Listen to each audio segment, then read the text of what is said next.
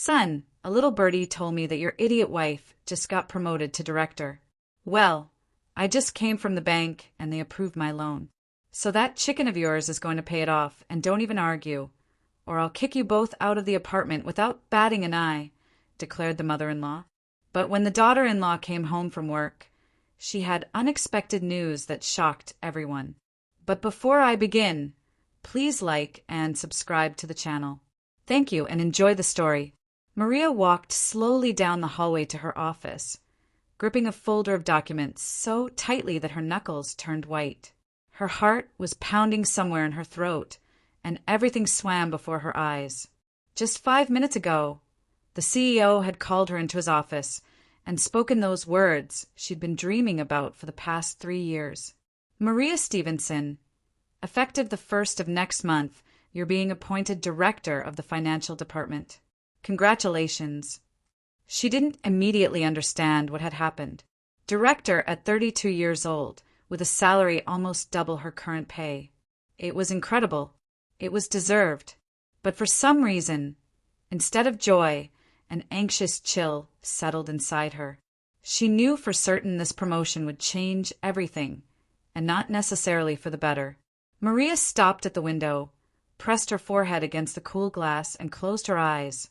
A picture immediately flashed through her mind.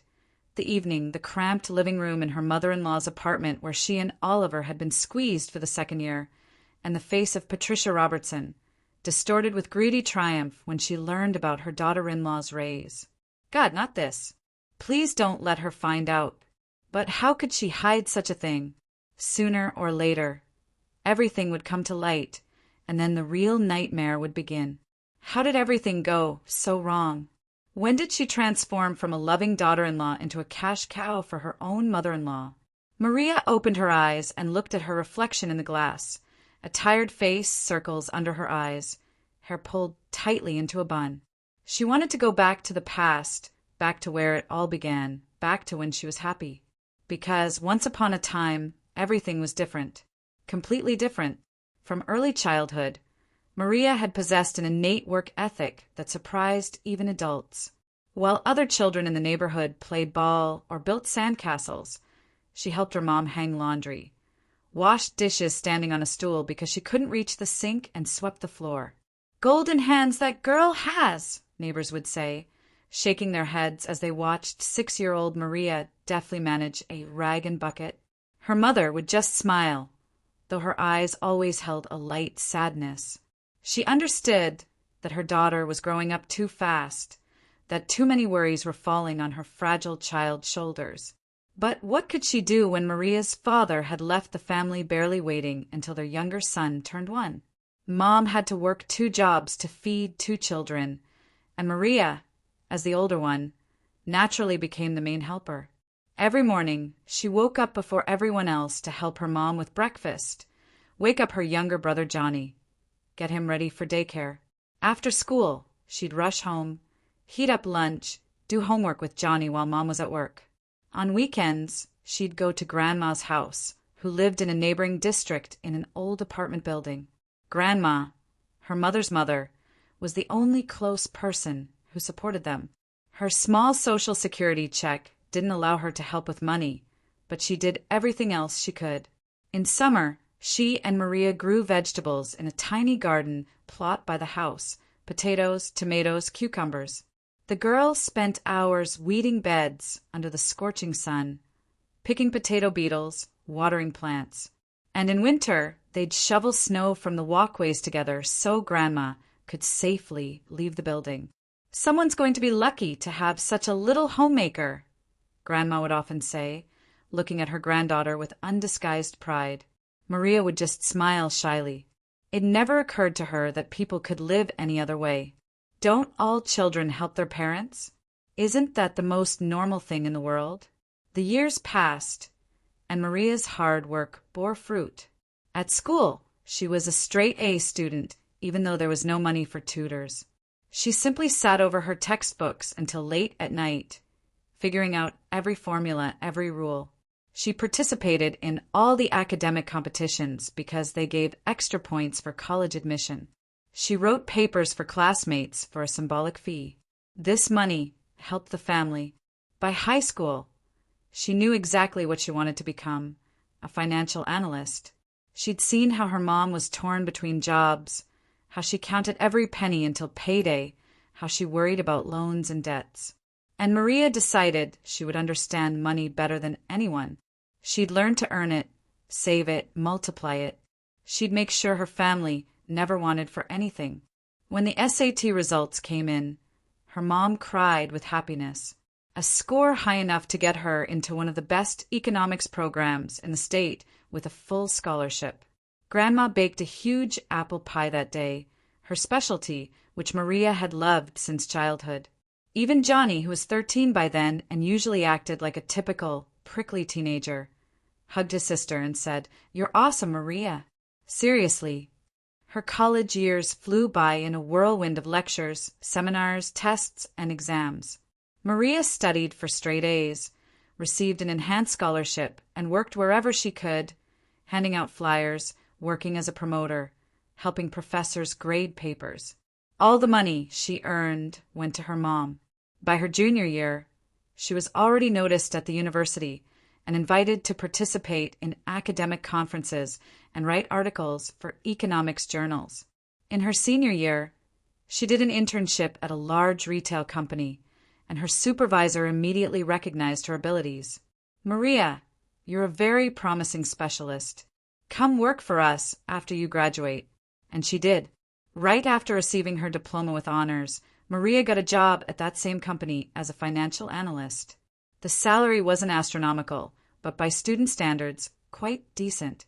For the first time in her life, she could buy her mom a proper winter coat, not a cheap jacket from the discount store. For the first time, she could give Johnny money for a new phone since his old one had completely fallen apart. And it was the best feeling in the world, the feeling that you can help your loved ones, that your work has meaning. Her colleagues quickly appreciated Maria's responsibility and professionalism. She never arrived late, never looked for easy ways out, never dumped her work on others. If she took on a task, she completed it flawlessly, even if it meant staying late.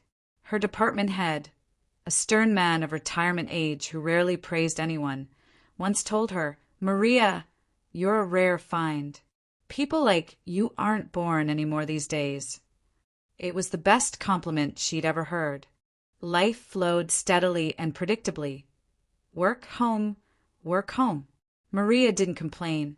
She liked what she did. She liked feeling useful and needed. Sometimes friends invited her to clubs or parties, but she almost always declined.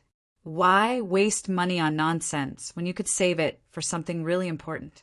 Besides, there was no time left for personal life. There had been one romance during her sophomore year of college, but it quickly fizzled out. The young man didn't understand why Maria preferred to sit in the library instead of walking with him in the evenings, why she refused to go to cafes, why she was always rushing somewhere.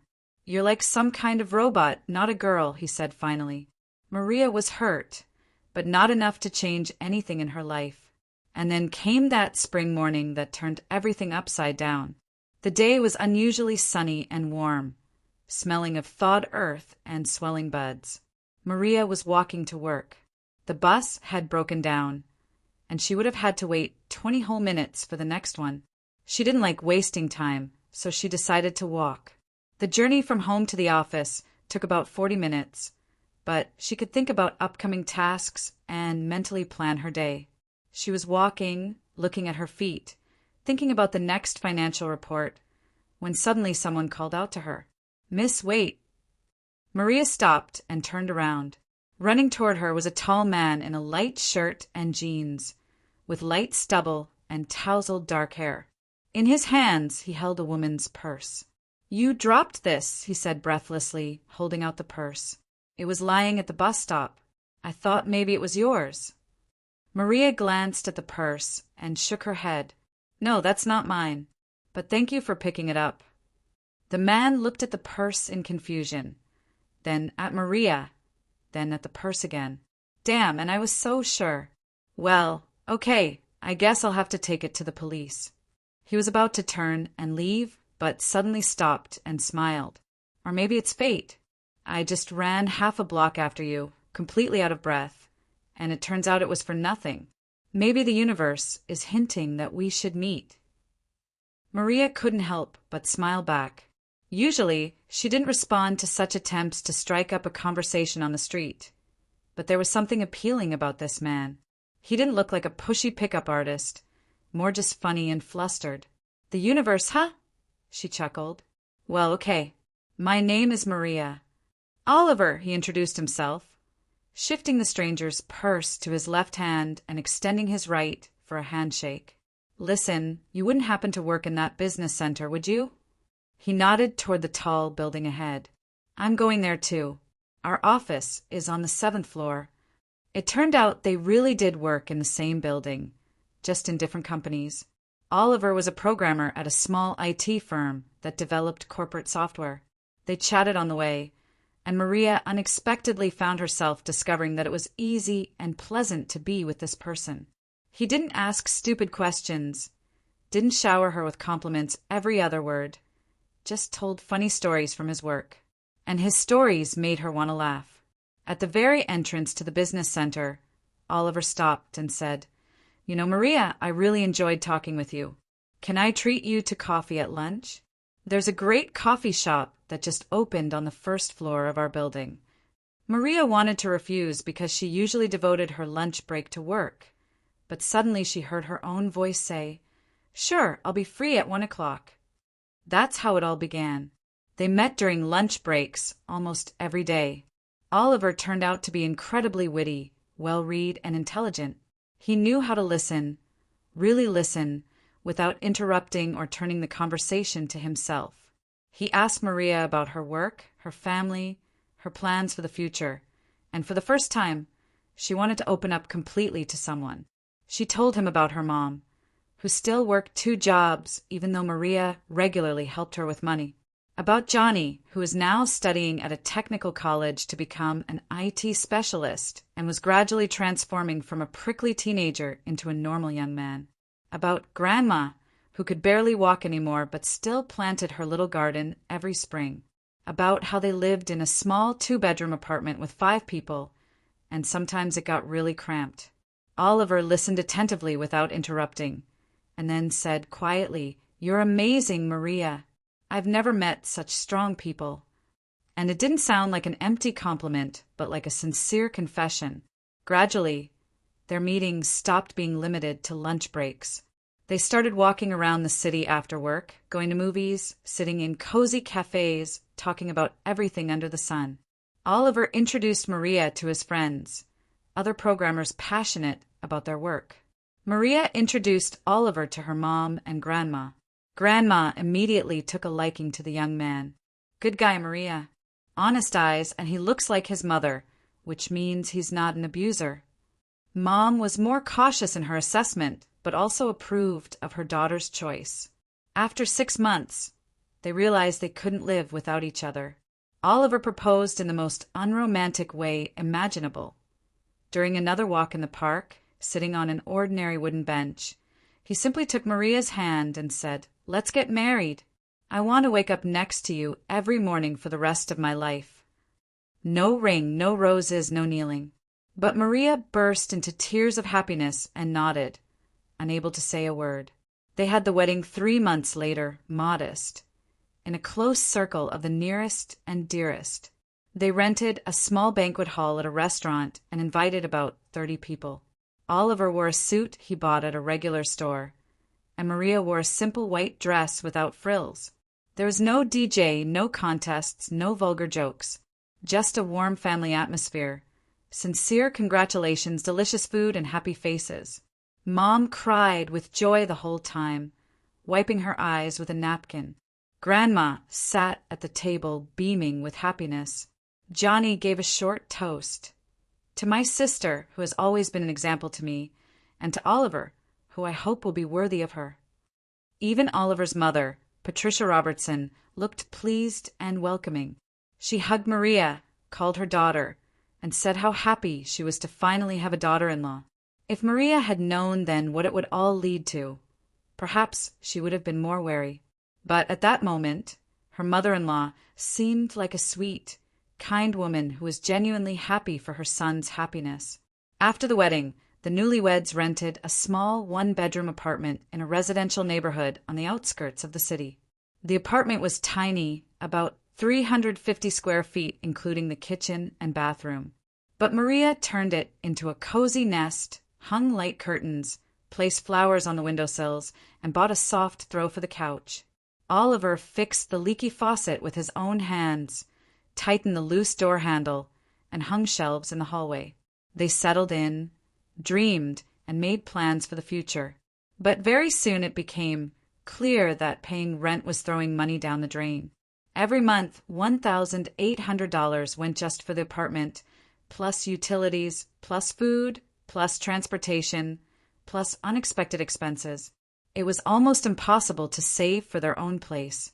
One evening, when they were sitting in the kitchen over tea, Oliver suddenly said, "Maria, let's start saving for a mortgage. Seriously, we're young, healthy, we both work. We can get an apartment in a new development. There are good programs now.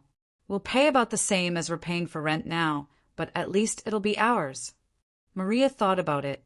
The idea made sense. "We just need a down payment," she said. "Usually that's 10 to 15% of the apartment's cost.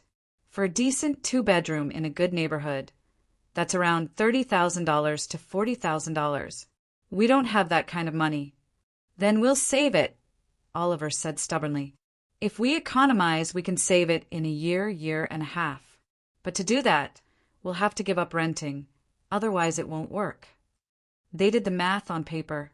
With their income, if they removed the $1,800 rent payment and saved $2,500 to $3,000 a month, in a year and a half they really could collect the necessary amount.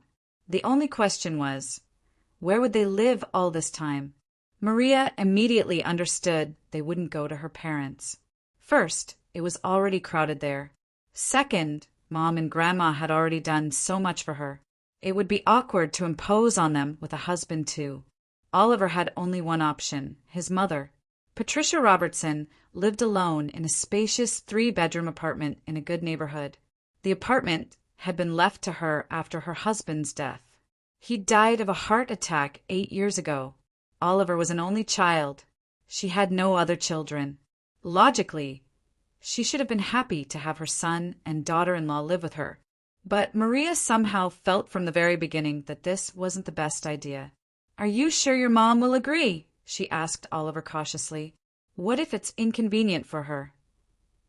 "Oh, come on. She'll be thrilled," Oliver waved his hand.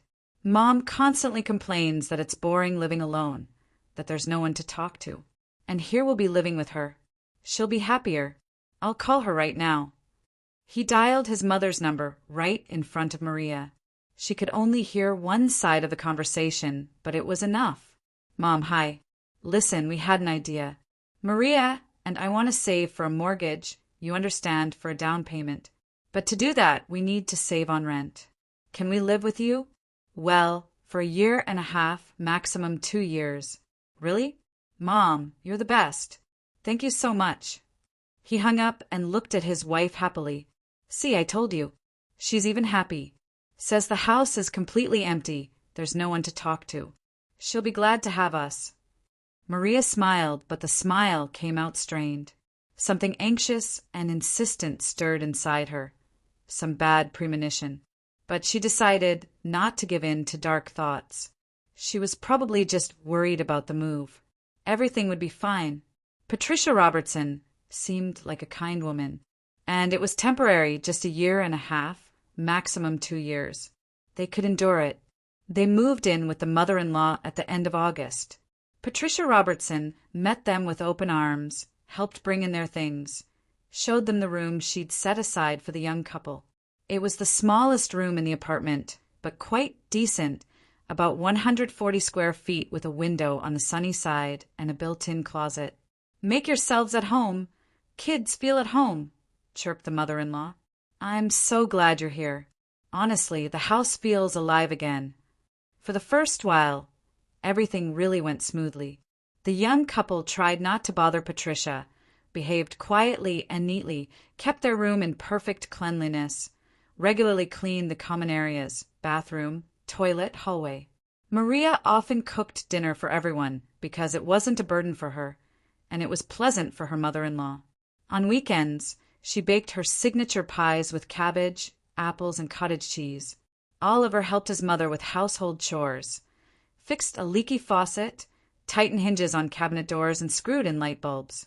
Patricia at first simply bloomed from such attention, praised Maria's pies, said that finding such a domestic daughter-in-law was a real treasure. She gladly ate what Maria cooked and gave advice on recipes. In the evenings, the three of them sometimes sat in the kitchen, drank tea, and talked about this and that. Maria gradually relaxed. Apparently, her worries had been in vain. Her mother-in-law turned out to be quite an adequate woman, and living together was working out well. But exactly 2 months later, something started to change. At first, these were little things that could be ignored. Patricia started sighing more often for no reason. She'd sit in the kitchen, drink tea, and sigh. Maria would ask, "Did something happen, Patricia?" The mother-in-law would just wave her hand. "Oh, no, dear, nothing. Just old age, not a joy." Then the talk about money started, casually in passing. "Oh, and how food prices have gone up. I used to buy chicken for $3, and now they're asking $5.50. And the utilities went up again. They're killing me." Maria and Oliver nodded sympathetically, but didn't pay much attention to these words. Well, people complain happens to everyone. However, the complaints became more and more insistent. Now, Patricia could spend hours talking about how hard life was for a lonely retiree, how her pension wasn't enough, how she had to economize on everything, how she hadn't bought herself any decent meat in a month and was eating only sausages. Meanwhile, Maria clearly saw that chicken, pork, and fish regularly appeared in the refrigerator. She herself bought groceries twice a week for the whole family so as not to create extra inconvenience. Patricia cooked from these products, ate them, but continued to whine about her impoverished existence. And the mother-in-law also loved to chat on the phone. She could hang on the line for 3 to 4 hours with friends, discussing TV shows, retelling gossip about neighbors, bad-mouthing acquaintances. Her voice carried through the entire apartment. Can you imagine, Gail? And Svetlana, from the 3rd floor, got herself a new man. At her age, she's almost 60. What a shameless woman. Did you watch The Crown yesterday? Oh, such a thing happened. I almost fell off my chair. And so on for hours. But as soon as the conversation turned to money, the intonation immediately changed. The voice became strained, plaintive. A handkerchief appeared, with which the mother-in-law wiped away non-existent tears. Maria and Oliver exchanged glances, but remained silent. It was awkward to conflict with the person who had sheltered them under her roof. Besides, maybe she really did have some financial difficulties. After a while, the complaints grew into direct hints. Here came the utility bill. $400. Where am I supposed to get that kind of money? My Social Security is only $1,200, and I still need money for medicine and food. Maria understood the hint and said, "Patricia, let us pay the utilities. We live here after all. It's fair." The mother-in-law put on a look of gratitude on her face. "Oh, dear. Well, if it's not too much trouble for you. I would myself, but really money's tight." Okay, utilities. Maria and Oliver had initially planned to contribute to expenses, so this was normal. They paid the bills and thought that would be the end of it, but they were wrong. A couple of weeks later, the mother-in-law started her tune again. "Oh, the girls at the pharmacy say my blood pressure pills have almost doubled in price, and I have to take them constantly, but now I don't know where to get the money." Maria silently handed her $150. "Buy them, Patricia. Health is more important." The mother-in-law took the money, but there was no particular joy on her face, more like satisfaction, as if that's how it should be. Then it escalated. First the washing machine broke. "Oh, the repairman wants $250. Where would I get that?" Oliver fixed it himself, but his mother still demanded money for new parts. Then the refrigerator started making strange noises. It'll probably break soon, and a new one costs $1,500. The refrigerator, of course, didn't break, but the residue remained. Maria began to notice that Patricia was paying too much attention to their expenses. If Maria came home from the store with a new blouse, the mother-in-law immediately showed interest. "Oh, how pretty! Wasn't cheap, I bet." If Oliver bought himself new sneakers, his mother would sigh heavily. "And I've been wearing the same worn-out shoes for 2 years now." Although Patricia had at least 10 pairs of shoes in her closet for all occasions. The young couple tried not to pay attention to these jabs and continued saving for the mortgage.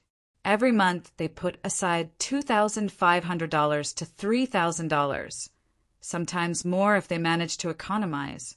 The money accumulated in a special savings account, and this was encouraging. Another year and a half at most, and they'd be able to make the down payment, get the mortgage, and finally move into their own place. But the atmosphere in the apartment was getting heavier. The mother-in-law started behaving strangely. Sometimes she'd suddenly become cold and distant, barely answering questions, demonstratively ignoring Maria. Then she'd transform again into a sweet and affectionate person, call her daughter-in-law dear, and praise her cooking. These mood swings were exhausting. You never knew what mood you'd find Patricia in when you came home from work. One evening, Maria was cooking dinner in the kitchen. She was frying cutlets, and a delicious smell filled the entire apartment. Patricia came into the kitchen, sniffed the air, and suddenly grimaced. "Something stinks of frying. It gives me a headache. At least turn on the exhaust fan." Maria silently turned on the fan, although the mother-in-law had never complained about smells before and had gladly eaten those same cutlets. Another time, Maria was baking an apple pie, the very one that Patricia had once praised highly. She took the golden, fragrant pie out of the oven and set it on the table to cool. The mother-in-law came out of her room, glanced at the pie, and said indifferently, "I won't have any. I'm on a diet. I can't have sweets." Although Maria knew perfectly well there was no diet, and at dinner Patricia calmly ate 3 pieces of that same pie. All of this was little things, but they accumulated, creating an oppressive atmosphere. Maria felt uncomfortable in this apartment. It seemed to her that she was constantly being watched, evaluated, waiting for her to make a mistake. Oliver, of course, noticed the tension between his wife and mother, but preferred not to interfere. "Mom just has that kind of character," he told Maria. "Don't pay attention. Just hold on a little longer. We'll move out soon." But a little longer was stretching out, and Patricia's demands kept growing. A month after they moved in with the mother-in-law, something happened that finally changed everything. Patricia suddenly declared that she urgently needed new furniture. "Look for yourselves. The couch has completely fallen apart. It's embarrassing in front of people, and the hallway closet creaks so loud it makes your ears hurt." Maria and Oliver exchanged glances. The couch was quite decent, a bit worn on the armrests, but far from falling apart. The closet really did creak sometimes, but that could be solved with simple hinge lubrication. "Mom, maybe we don't need to spend money right now." Oliver said cautiously, "The furniture's fine. It'll last a while longer. And new stuff is expensive." The mother-in-law's face instantly became offended. Her lips trembled. "I see. So you think I don't deserve to live in normal conditions? I let you into my home, and you won't even help me get a new couch. Ungrateful." Maria tried to intervene. "Patricia, it's not that we don't want to. We're just saving for an apartment. You know that if we spend a large sum now, we'll have to live with you longer." But the mother-in-law was already in full swing. She started crying for real, with sobs and wiping her eyes with a handkerchief. "I've done everything for you, sheltered you, feed you, give you drink, and you only think about yourselves. I have a small pension. I can't afford even basic repairs. And you both work, earn money, but won't help me. Heartless." Oliver couldn't take it. He was always soft, didn't like conflicts, especially with his mother. Okay, Mom, don't cry. We'll help. How much do you need for furniture? Patricia immediately stopped crying and named an amount. $6,000. I've already picked out a good set. A couch, 2 chairs, and a closet. Maria went cold. $6,000 was almost 3 months of their mortgage savings. 3 months of stubborn economizing and refusing everything extra. Mom, that's very expensive. Oliver tried to object. Maybe we can look for something simpler. There's nothing cheaper. The mother-in-law cut him off. I'm not asking you to buy me a palace. Just a normal couch and closet. Or is it too much to ask for your mother? They gave in. Oliver transferred $6,000 from his card to his mother's account. Patricia instantly cheered up, hugged her son, and kissed him on the cheek. Thank you, son. I knew you were good. You wouldn't abandon your mother in need. She didn't even remember Maria. A week later, the new furniture arrived. The couch really was beautiful, solid, and the closet was decent too. But Maria looked at this furniture and felt everything inside her compress with resentment. $6,000. For what? The old furniture had been perfectly usable. This was just a whim. But she couldn't say anything. They would have been accused of greed and heartlessness. The next item on the mother-in-law's list was bathroom renovation. The tiles are peeling, the grouts turned black. It's disgusting to look at. How can I live like this? I'm embarrassed to invite friends over. Maria remembered perfectly well that the bathroom tiles had been replaced just 4 years ago when Patricia's husband was still alive. The tiles were white, neat, without a single crack. The grout had darkened slightly, but that was normal for a bathroom and could be solved with regular cleaning. Mom, let me just clean the grout with a special product, Oliver suggested. You don't need renovation, honestly. No. His mother cut him off categorically. I need proper renovation. I've lived in this apartment my whole life. I have a right to comfort. This time Maria decided to intervene more firmly.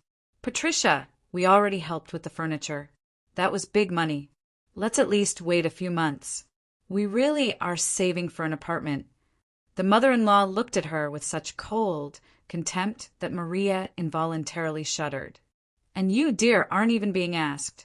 This is my son and my apartment. If you want to live here, live. If not, move out. There's plenty of room. Choose. Heavy silence fell over the room. Oliver sat with his head down, clearly not knowing what to say. Maria clenched her fists under the table, but said nothing. Quarreling with her mother-in-law was dangerous. She really could throw them out on the street. And where would they go without money for rent? The bathroom renovation cost $4,500, plus new plumbing that Patricia had forgotten to mention right away. Another $1,500. A total of $6,000 went down the drain. Their savings were melting before their eyes. After that, demands came one after another. First, the old refrigerator needed replacing, although it worked perfectly. Then the washing machine. Noisy. Keeps me from sleeping. Although it stood in the bathroom with a closed door and didn't bother anyone. Then a new TV because my screen is small and I can't see anything. Then a new microwave, then a new vacuum cleaner. Then new curtains, then new dishes. Maria tried to resist, but each time she ran into a wall of tears, offense, and threats. Oliver had completely wilted. He felt trapped between his mother and his wife. Didn't know how to act correctly. On one hand, his own mother who gave birth to him, raised him, to whom he owed everything. On the other, his beloved wife, for whom he was ready to do anything.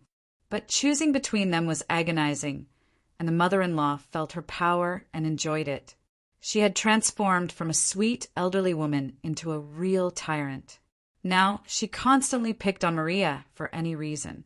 The daughter-in-law cooked dinner, too greasy, cleaned the apartment, poorly washed the floor, left streaks, did the laundry, folded it wrong. She treated Oliver more gently, but still constantly nagged him about little things. Son, go to the store. Son, take out the trash. Son, drive me to my friends. Oliver obediently did everything his mother asked, and with each day he became more tired and withdrawn. Maria saw how their relationship was falling apart. They almost stopped talking heart to heart. In the evenings, they'd sit each on their phone because there was nothing to talk about. Or it was scary that the conversation would again slide into the topic of money and the mother-in-law. Sex had become a rare obligation. Before, they could laugh together, joke, dream about the future. Now the future seemed foggy and grim. One evening, Maria couldn't take it anymore. She and Oliver were sitting in their room, and she said, "Oliver, we need to talk." "Seriously?" He raised tired eyes to her. "About what?" "About my mother." "About money." "About what's happening?" "We've already spent more than $20,000 in these 6 months. Our savings are almost zeroed out. We're back at the starting point, understand?"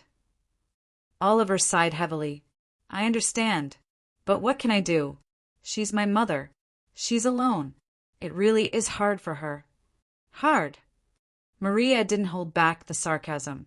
"Oliver, she talks on the phone with friends for 3 hours every day. She watches TV shows, goes shopping, meets with friends. What a hard life. She's just using us." "Don't talk about my mother like that." Oliver raised his voice. "You don't understand what it's like to live alone after your husband dies. She's lonely. She needs support. Support is one thing. Financial extortion is completely different." Maria didn't back down. "Your mother specifically chooses the most expensive things. She didn't need bathroom renovation, didn't need a new TV. These are all whims, and we're paying for them with our own future." They quarreled for the first time in their entire life together, really quarreled, with raised voices and hurtful words. Oliver accused Maria of greed and callousness.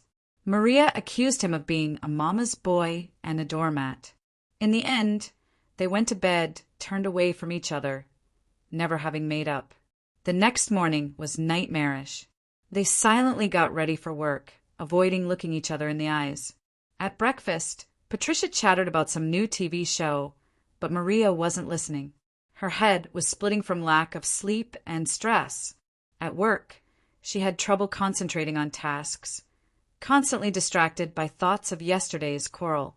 At lunch, Oliver texted her, "Sorry about yesterday. I didn't mean to say those things. Let's calmly discuss everything tonight." Maria replied, "I'm to blame too. Let's talk." But they couldn't talk calmly because that same evening Patricia staged a new performance. She waited until Maria and Oliver had dinner, then solemnly announced, "Kids, I've decided we need to replace the windows. The old ones have completely dried out. There are drafts from all the cracks." Maria froze with a cup of tea in her hands. Windows. Plastic windows that had been installed just 5 years ago when Oliver's father was still alive. Strong quality with good hardware. No cracks, no drafts. The windows were in perfect condition. "Mom," Oliver said slowly, "your windows are fine. They were replaced recently." "What do you know?" His mother waved him off. "I live here. I feel how it drafts, especially in your old room. The glass is cold, whistling from the cracks." Maria couldn't take it. "Patricia, we won't pay for window replacement. They're in excellent condition. It's just throwing money away." The mother-in-law slowly turned her head toward her. Her gaze was icy. "Excuse me, but did I ask you? This is my apartment, my windows. If I decided to replace them, I'll replace them. And you'll help. Or keep living with these old frames and freeze in winter." "We're not freezing," Maria said firmly, "and we won't pay for windows that aren't needed. We've already spent all our savings on your furniture, renovation, and appliances. Enough." Ringing silence hung in the room. Patricia slowly stood up from the table. Her face was distorted with rage. "Enough," she whispered. "Who are you to tell me what to do? I sheltered you out of pity, and you're here throwing your weight around. You should have been paying rent for another year, and you're living here for free and still complaining. Free. Maria also stood up. We pay all the utilities, buy all the groceries. We paid you for furniture, renovation, and appliances totaling $20,000. Is that free? The mother-in-law stepped toward her daughter-in-law. Her eyes burned with an unhealthy gleam. Get out of my house right now, and take this doormat with you. She poked her finger toward her son. I want you gone within an hour. Oliver jumped up, stood between his mother and wife. Mom, calm down. Let's talk calmly. Shut up. Patricia screamed. Because of her, you've become completely different. You used to love me, care for me, and now you only think about her. She ruined you. Get out, both of you, immediately. Maria grabbed Oliver's hand and pulled him toward their room. Let's pack. Her voice was firm, though everything inside was shaking with indignation and hurt. They threw things into bags any which way, took only the essentials, documents, laptops, several sets of clothes. Patricia stood in the hallway with her arms crossed, silently watching them leave. On her face played a strange smile, triumphant and mean at the same time. Goodbye, Patricia, Maria said dryly, fastening her jacket. Thank you for the hospitality. The mother-in-law snorted. Get lost already. They went out into the street. It was a frosty February evening. Light snow was blowing. Oliver was silent, gripping the bag handles. Maria took out her phone and started looking for rental housing options. She found a small studio nearby, called the landlady, and arranged to view it right away. The apartment turned out to be tiny, cramped, with peeling wallpaper and old furniture, but the landlady agreed to rent it immediately without lengthy checks and paperwork. Rent $1,400 a month plus utilities. They paid in advance for 2 months, signed the contract, and stayed for the night. Oliver sat on the sagging couch and was silent. Maria stood by the window, looking at the snowy courtyard. Everything they'd saved for more than a year had gone to the mother-in-law's whims. Now they'd have to pay rent again, start all over again, and it was unclear whether they'd ever be able to save for their own apartment at all.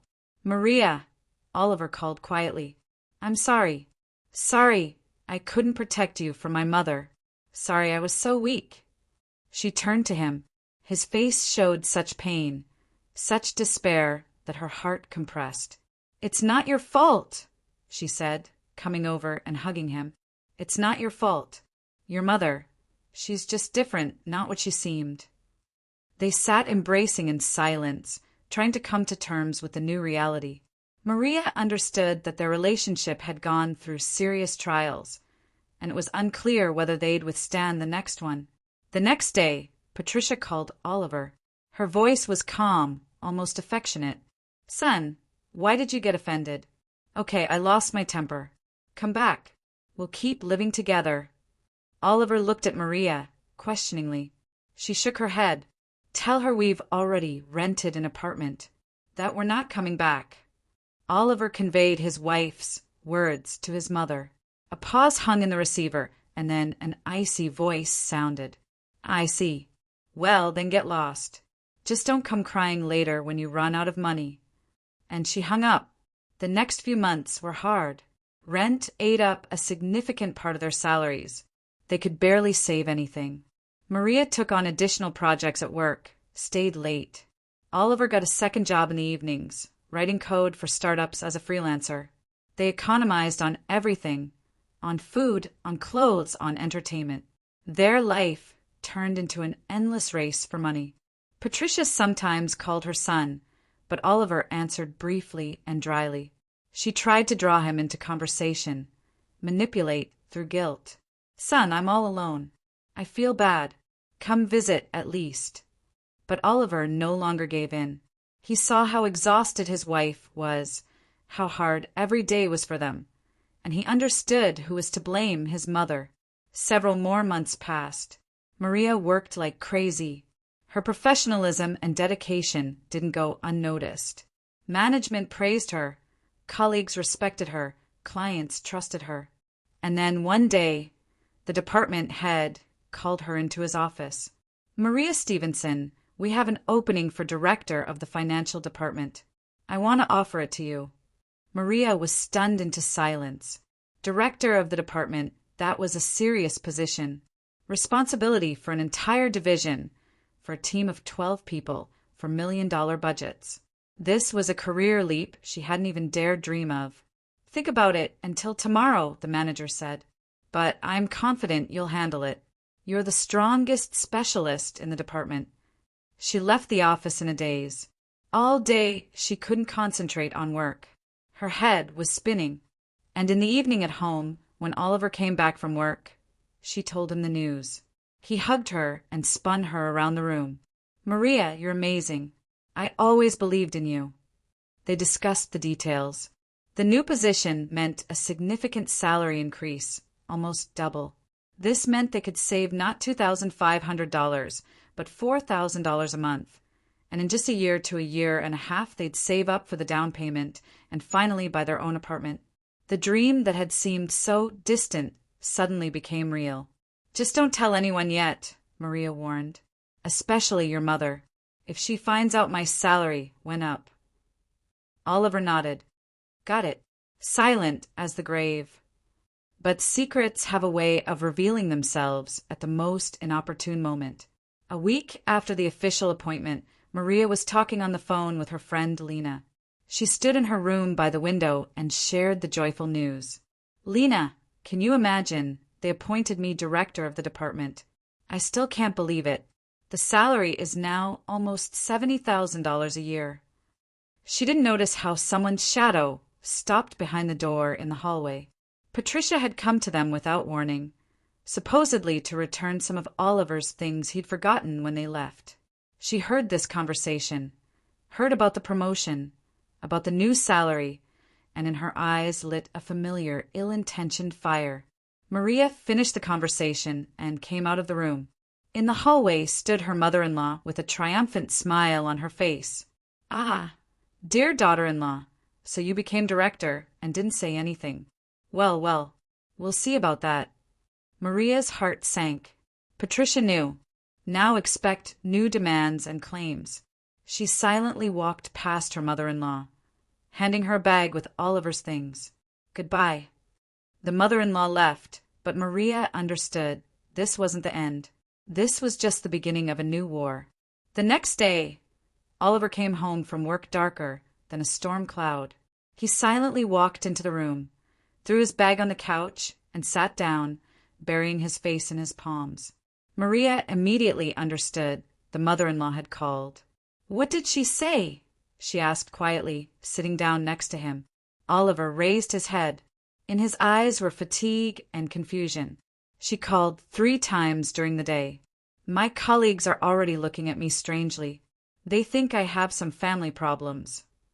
"And what did she want?" "She complained about her health. Says she feels bad, that she's alone, that nobody cares about her. And then she suddenly asked if it was true that you got promoted." Oliver sighed heavily.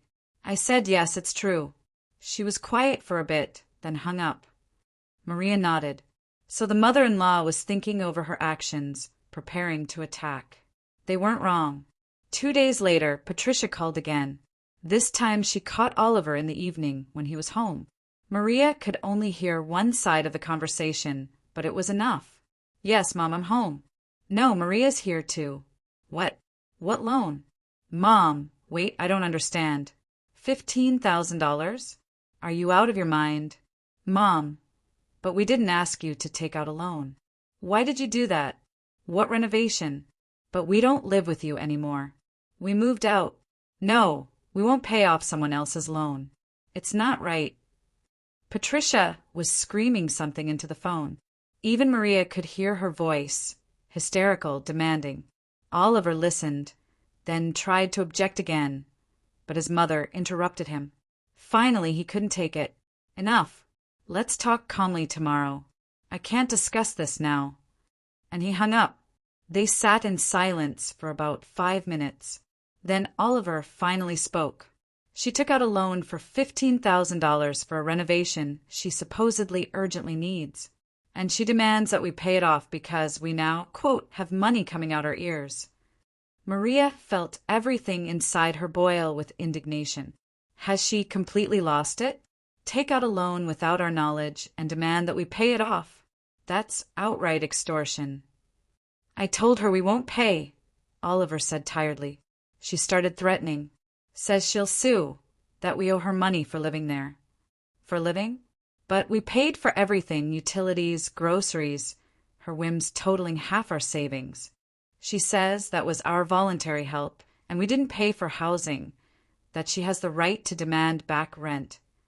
Oliver rubbed his face with his hands.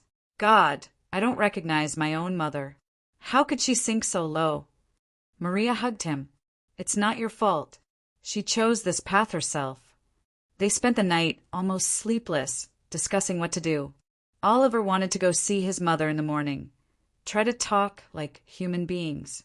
Maria was against it, understanding that any conversation would end in a new scandal, but ultimately agreed, though everything inside told her that nothing good would come of this. In the morning, Oliver went to his mother's. Maria stayed home. She had a day off from work. She tried to do household chores, but her thoughts constantly returned to Oliver. How was the conversation going? Had he managed to get through to his mother? 2 hours later, he returned. His face was gray, eyes red. Maria understood. The conversation had gone badly. Very badly. Well, she asked. Oliver silently went into the kitchen, poured himself water, drank it in big gulps, then sat at the table and told her. Patricia had met him quite friendly, offered tea, and asked, "How are things?" Oliver began cautiously talking about the loan, trying to explain that they couldn't take on someone else's debt, that they had their own plans, that they were saving for an apartment. His mother listened silently, nodding, and then when he finished speaking, calmly said, "Son, I understand everything, but I've already taken out the loan and can't return it. The bank wants money, and you'll pay because you have money and I don't." Oliver tried to object, but his mother didn't let him. She stood up, came up to him, and said harshly, "Either you pay $250 a month until the loan is paid off, or I'm going to a lawyer. I'll demand compensation for you living with me. The apartment rental rate in our neighborhood is $2,000 a month. You lived with me for more than a year. Do the math yourself how much that is." Oliver was in shock. He didn't expect such cynicism from his own flesh and blood. "Mom, you offered us to live with you yourself. We didn't impose. You said you'd be glad. I was glad while you were grateful. And now you're earning decent money and being stingy. So either pay for the loan or get ready for court." Oliver left his mother's apartment without saying goodbye. He understood that talking to her was pointless. She had turned into a completely alien person, obsessed with only one thing, money. Maria listened to him and was silent, then said, "Oliver, we need to consult with a lawyer. Understand if she has real grounds for claims." They found a lawyer through acquaintances and signed up for a consultation. The specialist listened to their story and gave his verdict. She has no grounds whatsoever to demand back rent. You lived by verbal agreement. She invited you herself.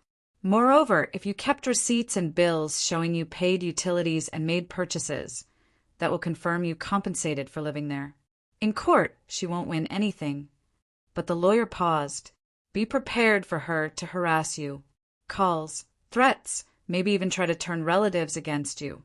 Maria and Oliver exchanged glances. They were ready for that. The main thing was that the law was on their side. Several days passed. Patricia didn't call, and this was alarming. Usually after scandals, she'd start attacking almost immediately. The silence was suspicious. And then one evening, when Maria was returning from work, she heard a familiar voice. In their building entrance on the first floor stood Patricia, talking with a neighbor. Maria froze at the door, listening. "Yes, can you imagine what ingratitude? I let them into my home, fed them for a year, and they didn't help even a penny. And now this daughter-in-law of mine is making crazy money and turns up her nose. Says she doesn't care about her husband's mother." The mother-in-law's voice rang with indignation. The neighbor sympathetically gasped. "Oh, Patricia! Young people these days have no conscience at all." Maria took a deep breath, gathering her strength, and decisively entered the building. Patricia saw her and fell silent mid-word. Maria stopped across from her mother-in-law and said calmly but firmly, "Patricia, you shouldn't spread lies about us. We paid for everything we were supposed to, and even more. If you continue slandering, we'll go to a lawyer." The mother-in-law flared up. "How dare you? You impudent thing! Tell me what to do." "I'm not telling you, I'm warning you. Goodbye." Maria turned and walked to the elevator without looking back. Her heart was pounding wildly, but outwardly she remained calm. Going up to the apartment, she told Oliver about the encounter in the entrance. He frowned, so she went a different route. Decided to blacken us in front of everyone. Let her try. The truth is on our side. But Patricia didn't stop there. A few days later, Oliver got a call from his aunt, his mother's sister. She gave him an earful over the phone. "How could you treat your own mother like that? She cries every day, complains that you abandoned her. Have some conscience." Oliver tried to explain the situation, but his aunt wouldn't listen. She was convinced that Patricia was an innocent victim, and Oliver and Maria were heartless egoists.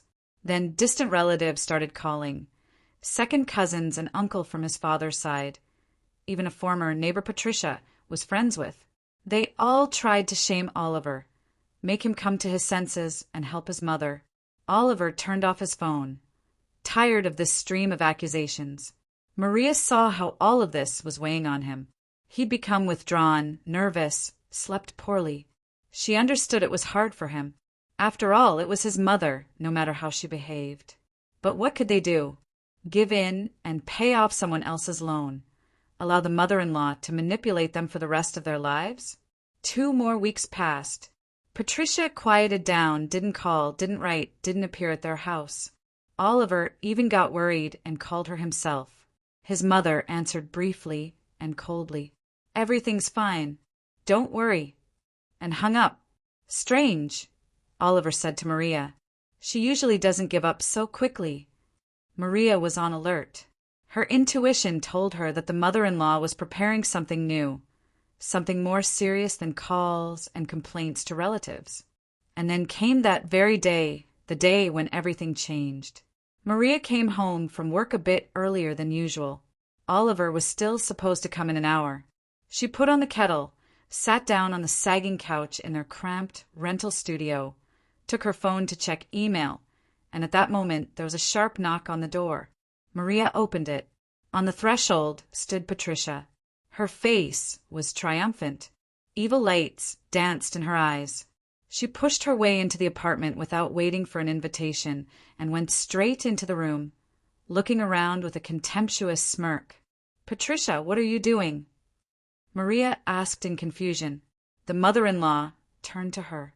"Waiting for my son. I have something to tell him. Something important." She settled on the couch, crossing her arms over her chest. Maria tensed. Something was wrong.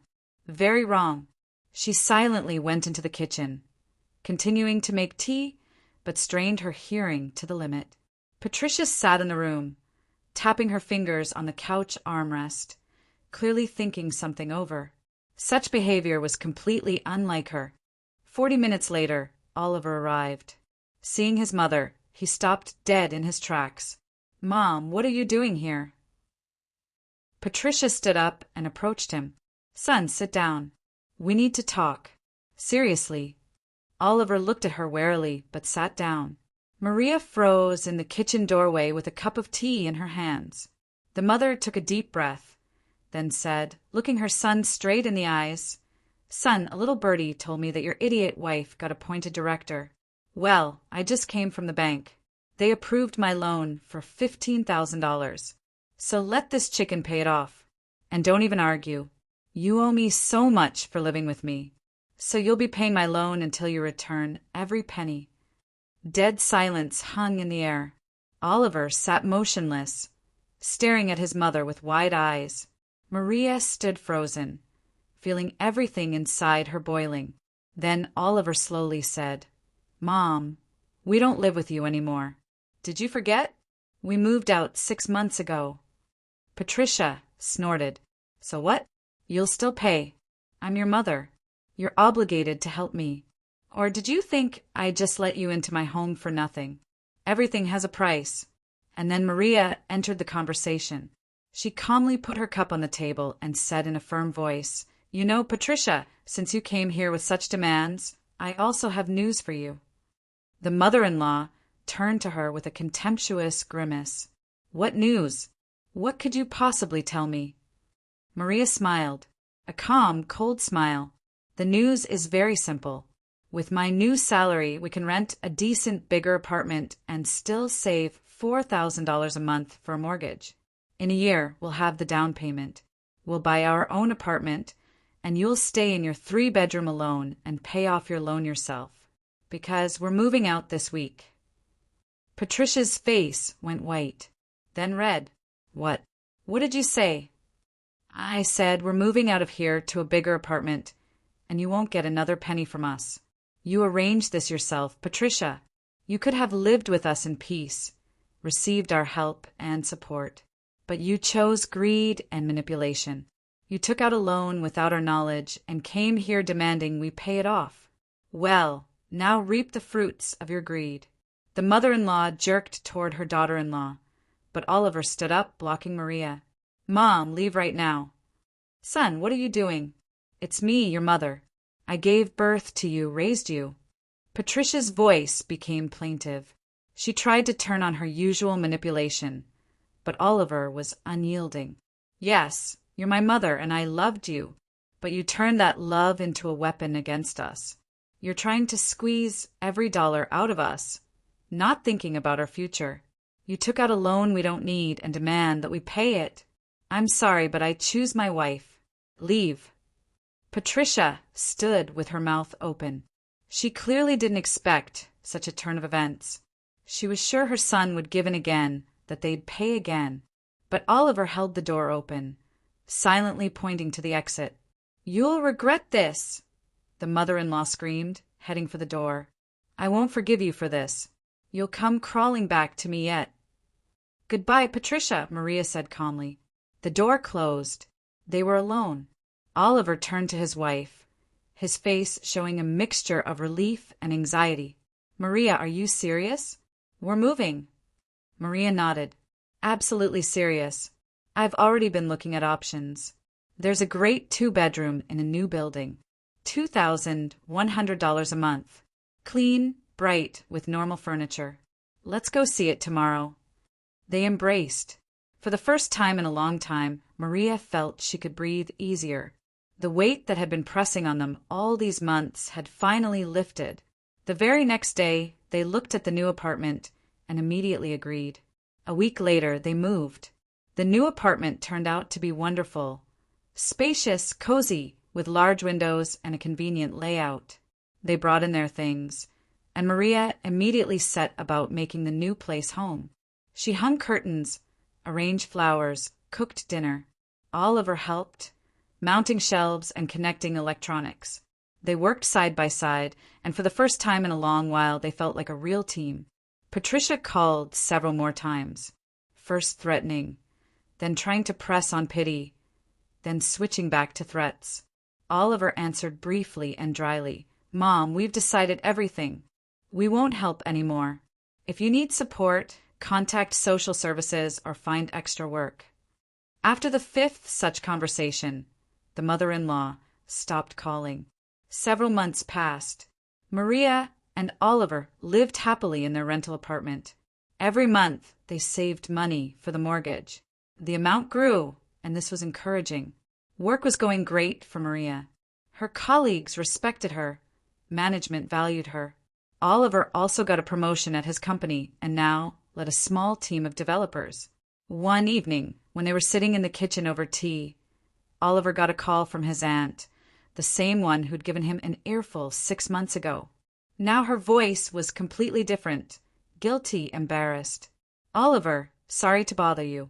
It's just that your mom asked me to pass along that well, in short, it's hard for her. She's alone, can't pay the loan. She's asking you to come back." Oliver was silent, then calmly answered, "Aunt Nina, I didn't abandon Mom. She threw us out herself, extorted money, slandered us. We were ready to help reasonably as much as we could, but she wanted everything at once. Let her manage on her own now. Tell her that." The aunt sighed. "Yes, I understand now. She complained to me too, that you and Maria won't give her a penny. And then I accidentally found out how much you helped her while you lived there.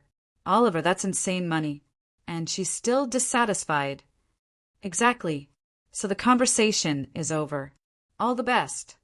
He hung up and looked at Maria. She smiled at him. "Well done. You did the right thing." A few more months later, they learned that Patricia had gotten a job. She found a position as a janitor at a nearby school. The pay was small, but at least she could pay off the loan somehow. Relatives said she'd changed a lot, become quieter, more withdrawn, no longer bragged or complained. Apparently, life had taught her a lesson. Oliver sometimes thought about his mother. He felt a little sorry for her, but he understood it was her choice. She could have maintained a good relationship with them, could have received their help and support. But she chose greed and was now reaping the consequences. Maria also thought about the situation. She didn't gloat, didn't rejoice in someone else's problems. She simply understood she'd done the right thing by protecting her family from toxic influence. Sometimes love for those close to you requires not concessions, but firmness. A year and 2 months later, they'd saved enough money for a down payment. They got a mortgage on a 2-bedroom apartment in a new development in a good neighborhood with developed infrastructure. The apartment was bright, spacious, with a large kitchen and balcony. They moved in with enormous joy. Understanding this was their home, their fortress, where no one could come with demands and manipulations. Oliver bought Maria a huge bouquet of roses and solemnly presented it to her on the threshold of their new apartment. "Welcome home, my love. Thank you for being there during the hardest times. I wouldn't have made it without you." Maria hugged him. "We made it through together because we're a team." That evening they sat on the balcony watching the sunset. The city spread out before them, shining with lights. Somewhere out there, in one of these high-rises, lived Patricia, alone with an unbearable loan, with the realization that she'd lost her son because of her own greed. "Do you think she'll ever understand she was wrong?" Maria asked. Oliver shrugged. "I don't know. Maybe. But that's not our concern anymore. We gave her a chance. She didn't use it." They sat in silence, holding hands. Ahead was a whole life. Their own life without manipulation, without extortion, without others' claims. A life they would build themselves with their own hands. And Patricia remained alone in her spacious 3-bedroom apartment. Alone with her new furniture, new renovation, new appliances, and with a huge burden of regret. She often sat by the window, looked at her phone, and thought, should I call my son?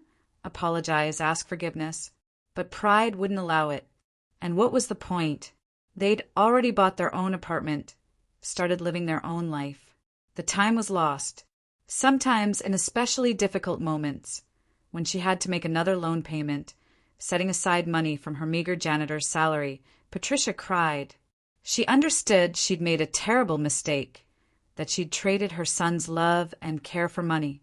And she'd lost everything.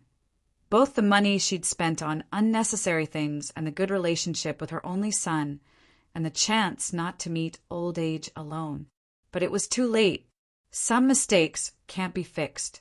Some bridges once burned can't be restored. And Patricia understood this. Too late, but she understood. And Maria and Oliver lived on, loved each other, built their family. They hadn't forgotten the hard lessons life had taught them. They now knew that the main thing in relationships is respect, honesty, and the ability to protect your boundaries. That love shouldn't turn into a tool of manipulation. That sometimes saying no isn't cruelty, but necessity. And they were happy, truly happy, because they chose each other. And it was the right choice.